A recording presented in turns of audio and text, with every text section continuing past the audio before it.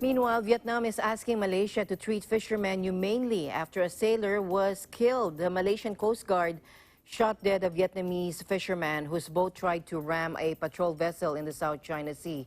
Now, this incident took place inside Malaysian waters where local fishermen have complained in the past about Vietnamese fishing boats that damaged their nets. Bringing us an update is Ralph Wandolph Empire. Hello, Ralph. Pleasant evening. How are you doing? I'm good. Thank you for joining us today. How are you? I'm good. Thank you, Alma. Vietnam on Thursday asked Malaysia to ensure humane treatment for detained Vietnamese fishermen, following reports that one fisherman died at the hands of Malaysian law enforcement on August 16. Led T. Tu Hang, a spokesperson for the Vietnam Ministry of Foreign Affairs, made remarks during a press briefing in Hanoi, informing the press that two fishing vessels, along with 18 fishermen, were detained in the incident. The Malaysian Maritime Enforcement Agency said its Coast Guard shot a Vietnamese sailor dead after a confrontation over alleged encroachment in Malaysian waters in the South China Sea. The Foreign Ministry has exchanged diplomatic note with the Malaysian Embassy in Vietnam expressing its concerns on August 18. Hang said in a statement that the Vietnamese Consular Department has asked Malaysian authorities to investigate and clarify the case, levy strict punishment onto public service personnel who caused the death of the Vietnamese fishermen, and to make sure not to repeat this action in future.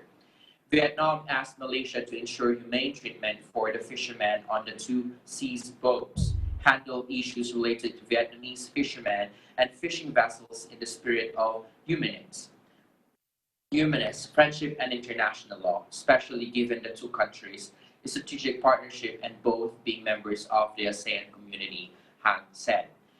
The Vietnamese Foreign Ministry has instructed the Vietnamese Embassy in Malaysia to work with the Malaysian Ministry of Foreign Affairs and requested Malaysian authorities provide detailed information regarding the incident and facilitate Vietnamese consular visits to the detained citizens to see about their conditions and seek their side of the story, including circumstances surrounding the death, the Vietnamese Foreign Ministry spokesperson said. The Foreign Ministry will inform the press once the visits are allowed, she added. Now, while in other news, Prime Minister Nguyen Xuan Phuc has ordered the medical sector to create a national-scale healthcare system in response to a scenario with an increasing number of critically ill COVID-19 patients. Chairing the government's meeting on COVID-19 prevention and control on Friday, which was yesterday, he urged the healthcare sector to improve testing capacity for patients showing light symptoms such as coughing, fever, and shortness of breath. At the same time, the sector must focus on protecting the health of people in high-risk groups, especially those with underlying medical conditions and the elderly. He highlighted the dual target of pandemic prevention and control, along with developing socioeconomic and ordered local authorities and sectors not to stay complacent and make all-out efforts to curb the community transmission of COVID-19. He praised localities for their creative response to the second outbreak, including the establishment of a health ministry task force working in Da Nang and the mobilization of hundreds of medical workers for the central region. New technologies have been applied to trace infected persons and people in close contact with them.